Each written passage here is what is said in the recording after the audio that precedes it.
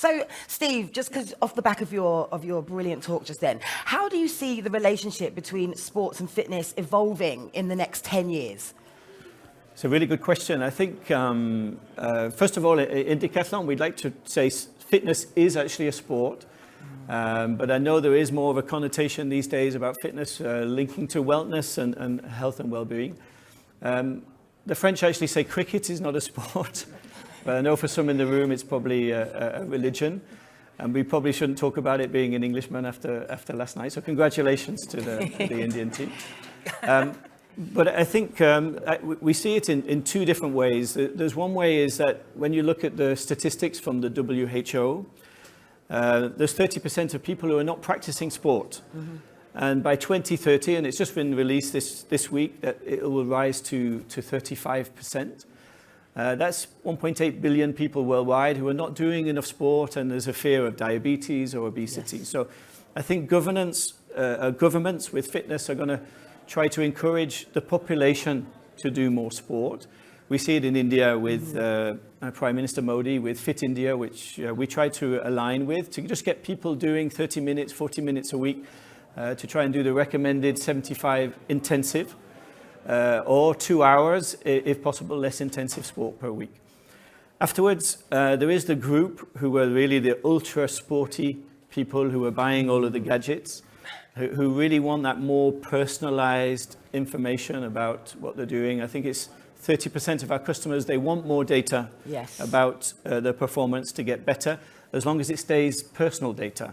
They don't want to share it with people, they really want it to be for themselves, but it's a really key point for that other group as opposed to the group who are becoming more obese. Yeah, and I think it's interesting you say about data. You know, we are really quite driven by this data, and I think for a lot of people, privacy is a big problem as well. You know, people want to keep that data personal, and in the future, a lot of people are worried about where that data is going to go. Exactly. Yeah. Yeah, it really is. You know, and we're quite careful. Really, we try to be useful with our products. You know, Decathlon were the company that came out with the 2-second tent and the easy breath mask. And, yes. And it takes a bit longer to put it back in the bag, but you know. Yeah, tell me about it.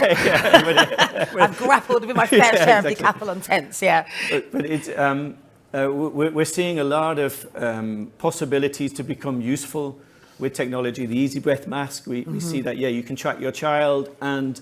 You can also communicate in a walkie-talkie so that you feel that you're enjoying that moment together. But obviously, as soon as you start to track a customer, there is that element of data and people being suspicious about that. You know, we have bikes where we have chips incorporated with automatic gears. So we feel it's useful for the housewife or house husband taking their kids on the cargo bike to school.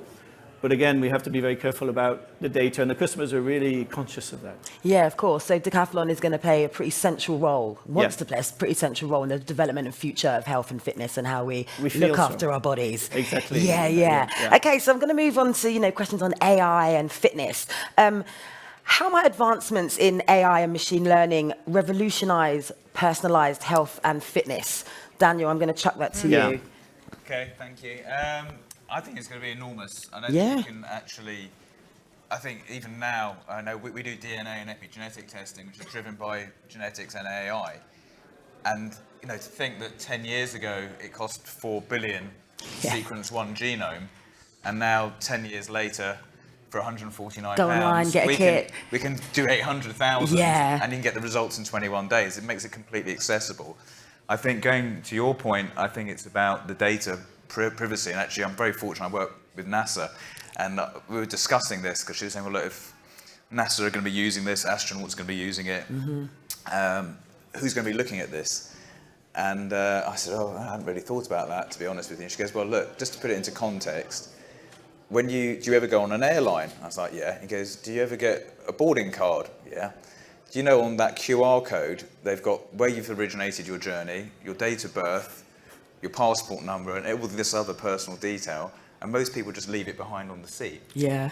So she said, we're actually giving data away a lot. So the fact that you're, taking control of that. So what we do is we anonymize it. I think anonymization of data and where that data is stored and the future ownership is really interesting. So I can see a future whereby we would own our own data we've created or generated from our genetics, and we will be able to sell that data to parties that are interested in it, whether it be for medical research, for insurance, and then that will actually help develop new technologies which will help all of us. Yeah, and it's about taking ownership of that Yeah. data, giving people that choice to be able to do that rather than companies making that choice for them. Absolutely. I think that's where the stigma lies for a lot of people, unfortunately. There's a bit of work to be done just because of all the big headlines of what are you doing with our big data and things like that. But I think a lot of companies are really streamlining and honing this and really making this a bit more of a trustworthy industry. And Varun, what do you think about that? How do you think advancements in AI and machine learning will revolutionize personalized health? So listen, from our perspective, it's about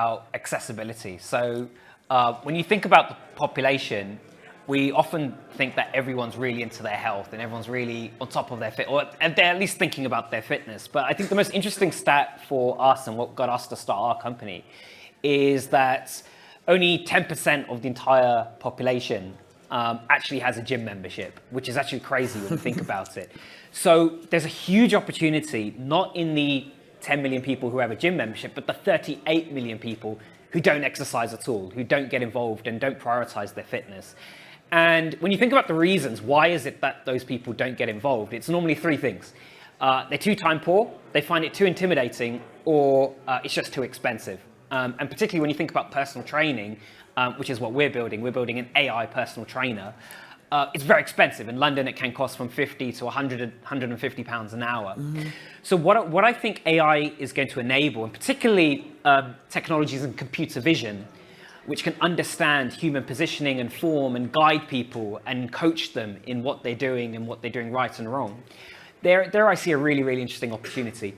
Now, it's not easy, right? If you think about self-driving cars, they've been working on them for 15 years to try and get these cars to understand pedestrians moving and traffic lights, and they're still not on the roads, right? So it's immensely difficult to get this right.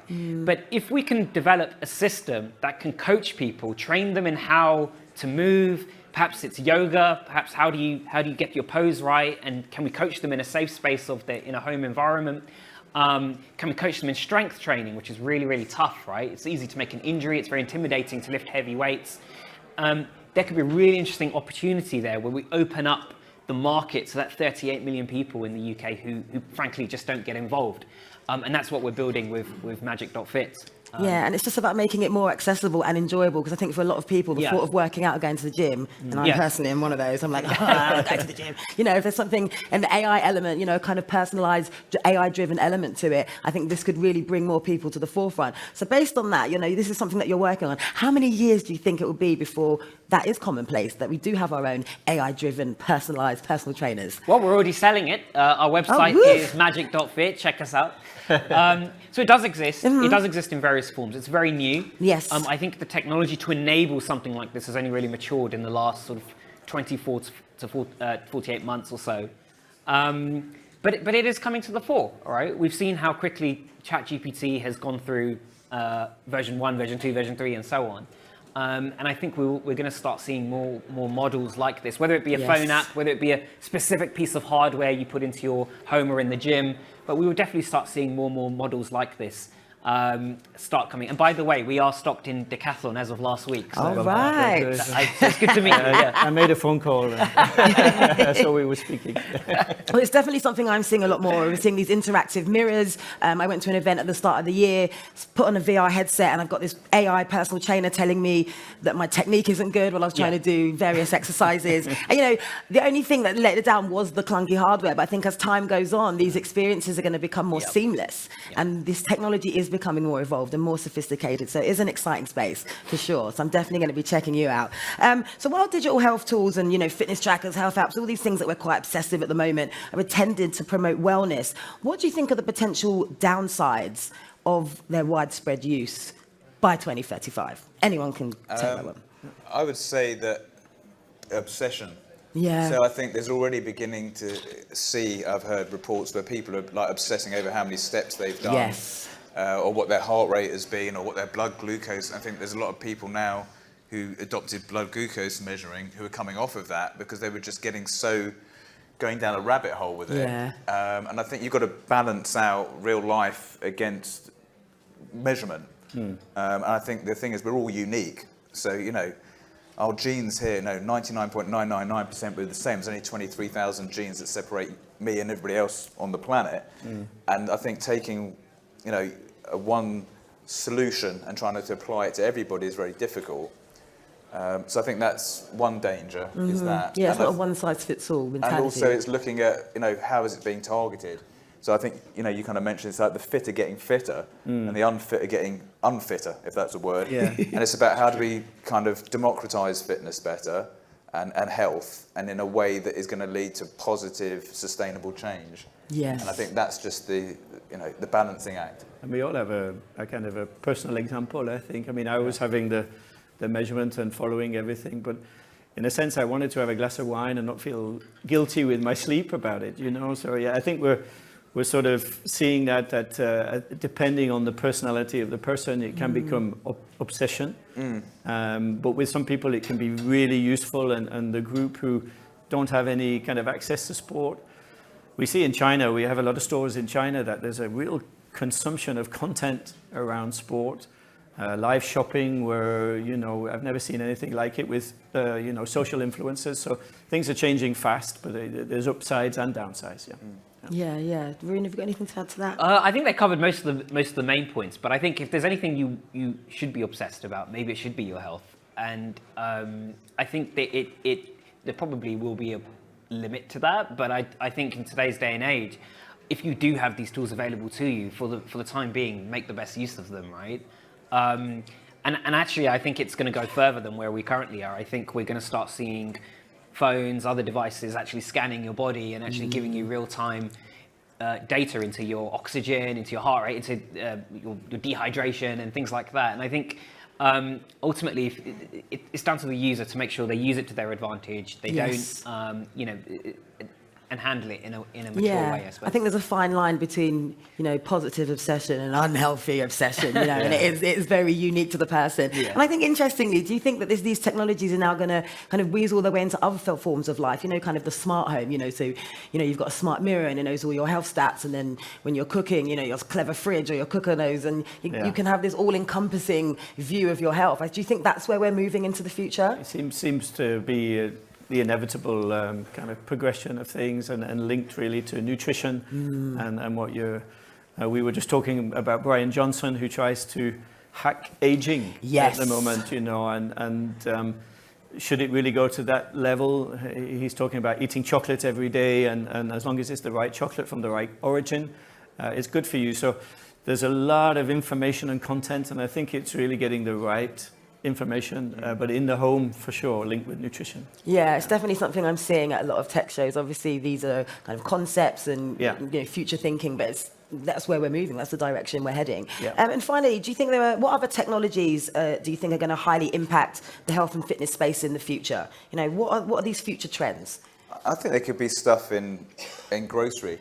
Yeah. I think there'll be like a connection between, the fitness and health tech that we were discussing and what you're buying in the supermarket, and that things will be highlighted based on your personal insight as to, this is what you need for breakfast, this is what you need for lunch, dinner, this is the combination of foods you need. Because I think, as great as tech is and exercise is, actually most people would agree that, it's actually diet, which is the key. Yes. And if we can use the technology to help guide us to follow a better diet more consistently, and ultimately all of us still shop in some kind of supermarket, whether it's be physically or online, I think there'll be that connection between, the home, fitness and grocery. Yeah, I agree with that. I think at the moment the data is sort of quite all over the place, and so your wearable might know how many calories are going out, but it doesn't really know how many calories are going in. Yeah, it's not making sense of that data. If there's a way where we can start bringing these things together, I think there will be a future where there is a hub that collects all of these things and can advise you on the right things to do and not to do. Yeah, and maybe when that happens, I will be a bit more excited about fitness and health. On that note, please give it up for my brilliant panelists. We've run out of time. That conversation went way too quickly. Thanks, Varun, Daniel, and Steve. All right.